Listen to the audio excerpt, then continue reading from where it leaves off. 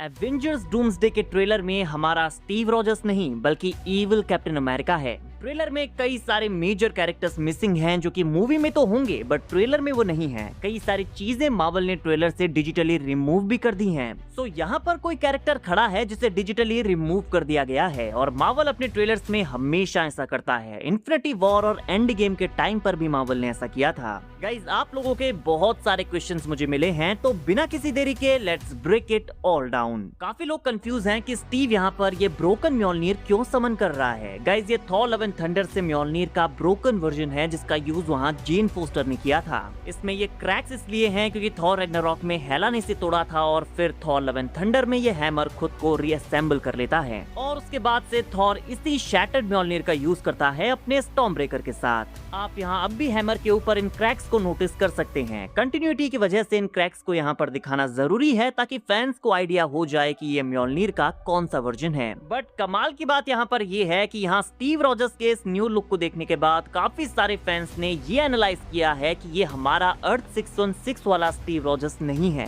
क्योंकि डूम्सडे के Steve Rogers वाले टीजर में हमने उसे उसकी कैप्टन अमेरिका वाली यूनिफॉर्म को संभालते हुए देखा था। वहाँ पर उसके इतने ज्यादा लंबे बाल एंड बियर्ड नहीं थी। एंड गाइस, अगर आप ट्रेलर के इस सीन को ध्यान से देखेंगे जहाँ पर फैंटास्टिक फोर एंड थॉर उनके शिप से बाहर निकलते हैं, बकी और सैम इस फ्रेम में स्टीव रॉजर्स के इस वर्जन को बिल्कुल तिरछी निगाहों से देखते हैं। वो दोनों स्टीव को देखकर बिल्कुल भी खुश नहीं है। उन्हें उसके ऊपर शक है कि ये हमारा स्टीव नहीं है। नाउ एवेंजर्स टावर के अंदर यहाँ फैंटास्टिक फोर की टीम के बीच में एक काफी बड़ा गैप है एंड आई थिंक यहाँ पर स्टीव रॉजर्स खड़ा है, क्योंकि यहाँ पर हम उसे शिप से बाहर निकलते हुए देखते भी हैं जहाँ पर सैम एंड बकी उसे ही देख रहे थे। देन हमें इस मीटिंग में वो हीरोज के बीच कहीं पर भी देखने को नहीं मिला, क्योंकि मार्वल ने यहाँ पर स्टीव को डिजिटली इस सीन से रिमूव कर दिया है। नाउ इविल कैप्टन अमेरिका के बारे में यहाँ पर एक और इंटरेस्टिंग चीज है। कुछ टाइम पहले हमने डॉक्टर डूम वर्सेस सारे हीरोज का एक लीक देखा था जहाँ डॉक्टर डूम एक्स मेंशन में अपने मैजिक से डेड सेंटिनल्स को जिंदा करके उनके ऊपर अटैक करता है एंड एवेंजर्स और एक्स मैन जो अब तक आपस में फाइट कर रहे थे डॉक्टर डूम के अगेंस्ट लड़ने के लिए टीम अप करते हैं। यहाँ हीरोज के साथ हम स्टीव को भी देख सकते हैं। नाउ ये वो मोमेंट होगा जहाँ पर डॉक्टर डूम सारे हीरोज को बिट्रे करेगा और उन्हें बताएगा कि उसका प्लान कुछ और ही है, वो उनके साथ शामिल नहीं है। और अगर ये कैप्टन अमेरिका का इविल वर्जन है तो गाइज हम यहाँ पर स्टीव रॉजर्स को भी डॉक्टर डूम की टीम में जाते हुए देखेंगे। मैं जानता हूँ आप लोग क्या सोच रहे हैं, ये इविल कैप्टन अमेरिका म्योलनीर के लिए वर्ती कैसे है, वो इसे इतनी इजीली समन कैसे कर पा रहा है।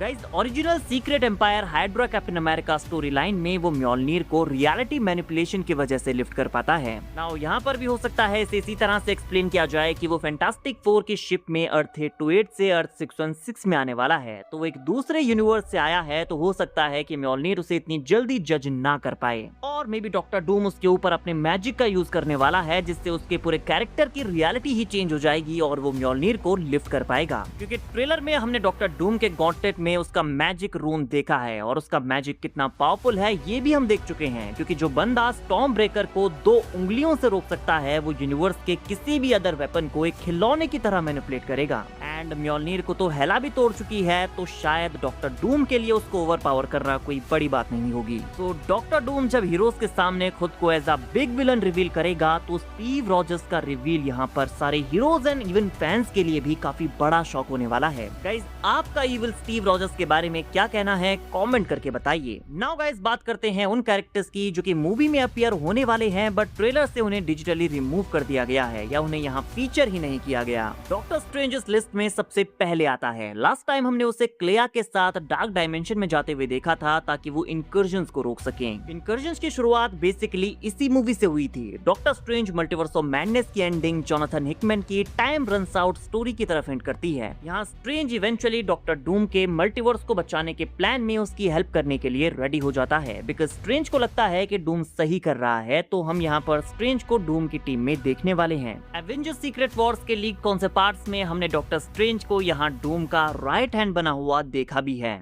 डेडपूल एंड वुल्वरीन भी हमें मूवी के स्टार्टिंग में ही देखने को मिल जाएंगे, जहां वो टोबी मैगवायर के स्पाइडरमैन के यूनिवर्स में हमें टोबी स्पाइडरमैन के साथ फाइट करते हुए नजर आएंगे। इस ट्रेलर के स्टार्टिंग सेकंड्स में जहां पर प्रोफेसर एक्स विंडो से आसमान में एक दूसरे वर्ल्ड को डिस्ट्रॉय होते हुए देख रहा है, ये एक्चुअली टोबी मैगवायर का यूनिवर्स है जिसे एक्स मैन ने वहाँ बॉम्ब प्लांट करके डिस्ट्रॉय किया है और ये बॉम्ब प्लांट करने का काम डेडपूल एंड वुल्वरीन करेंगे। एंड उसके बाद आई डोंट थिंक सो कि डेडपूल एंड वुल्वरीन का डूम्सडे में कुछ ज्यादा बड़ा रोल होगा। देन हम उन्हें सीक्रेट वॉर्स में देखेंगे। एंड ऑब्वियसली टोबी स्पाइडरमैन तो हमें यहाँ पर दिखेगा ही, बट लीक्स में हमने सुना है कि एक्स-मैन के साथ फाइट करते हुए हमें doctor octopus and green goblin जैसे स्पाइडरमैन के विलन्स भी नजर आएंगे। बात हो रही है स्पाइडरमैन की, तो guys Spiderman brand new day के पोस्ट क्रेडिट सीन के बारे में हमने रूमर सुना था कि टॉम हॉलैंड का स्पाइडरमैन यहाँ पर हमें एक डिफरेंट अर्थ में देखने को मिलेगा। इस पोस्ट क्रेडिट सीन में वो एक कम्प्लीटली डिफरेंट रियलिटी में उठेगा जो कि अर्थ 616 नहीं होगी, और उसके बाद टॉम हॉलैंड के स्पाइडरमैन को हम सीधे एवेंजर सीक्रेट वॉर्स में देखेंगे।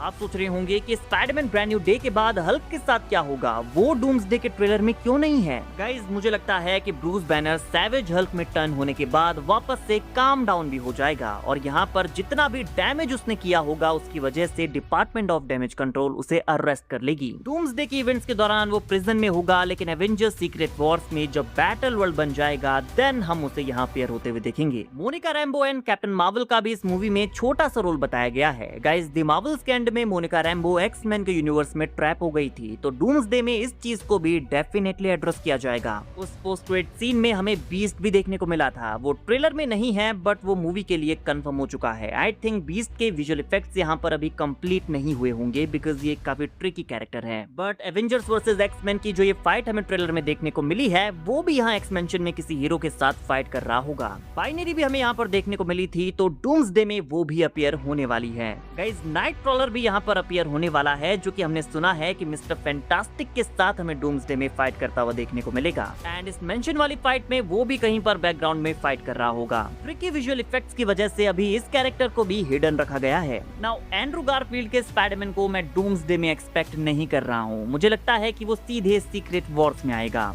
जब डॉक्टर डूम बैटल वर्ल्ड का क्रिएशन करेगा तो इसमें सारे यूनिवर्सेस के छोटे छोटे फ्रेगमेंट्स होंगे एंड एंड्रू गारफील्ड का स्पाइडरमैन अपने यूनिवर्स का सर्वाइविंग हीरो होगा। नाउ गाइस बात करते हैं उस कैरेक्टर की जिसकी कोई बात ही नहीं कर रहा। मैं बात कर रहा हूँ वांडा की। आई थिंक वांडा हमें डूम्सडे में तो देखने को नहीं मिलने वाली है। गाइस हमने सुना है कि डूम्सडे में यंग एवेंजर्स बैटल वर्ल्ड को सर्वाइव कर लेंगे और सीक्रेट वॉर्स में वो उन पावरफुल कैरेक्टर्स को डूम की स्पेल से बाहर निकालने का ट्राई करेंगे जो कि उनकी हेल्प कर सकते हैं। सीक्रेट वॉर्स के लीड कॉन्सेप्ट पार्ट्स में हमने यंग एवेंजर्स को स्टार लॉर्ड एंड वोंग के साथ देखा है, तो ये वो सर्वाइविंग हीरोज हो सकते हैं जो कि बैटल वर्ल्ड में डूम के रियलिटी में उसकी स्पेल के अंडर नहीं होंगे। देन आई थिंक वो डूम की स्पेल के अंडर से अदर हीरोज को रिवाइव करेंगे और वांडा को भी यहाँ पर वो ढूंढने वाले हैं। एंड फिर सीक्रेट वॉर्स में इस डिस्ट्रॉयड मल्टीवर्स को दोबारा से रिस्टोर करने में वांडा यहाँ पर फ्रैंकलिन एंड कुछ अदर कैरेक्टर्स के साथ मिलकर काफी इंपॉर्टेंट रोल प्ले करेगी। देन गाइस इटर्नल्स की टीम भी यहाँ पर है, बट मार्वल इस टीम को यहाँ इंक्लूड नहीं करना चाहेगा। मार्वल ने इटर्नल से अपना पल्ला झाड़ दिया है, वो इस मूवी की बात ही नहीं करना चाहते। गाइस आपको याद होगा कि इन्फिनिटी वॉर और एंड गेम के टाइम पर मार्वल ने इन टीम्स को कैसे मैनेज किया था। कुछ हीरोज इन्फिनिटी वॉर से मिसिंग थे, एंड गेम से तो पूरे आधे एवेंजर्स मिसिंग थे, और फिर आया था एवेंजर्स एंड गेम का ये पोर्टल वाला सीन जहां पर सारे हीरोज असेंबल होते हैं। तो यहाँ पर भी हम कुछ ऐसा ही एक्सपेक्ट करेंगे। डूम्सडे में सारे हीरोज नहीं होंगे,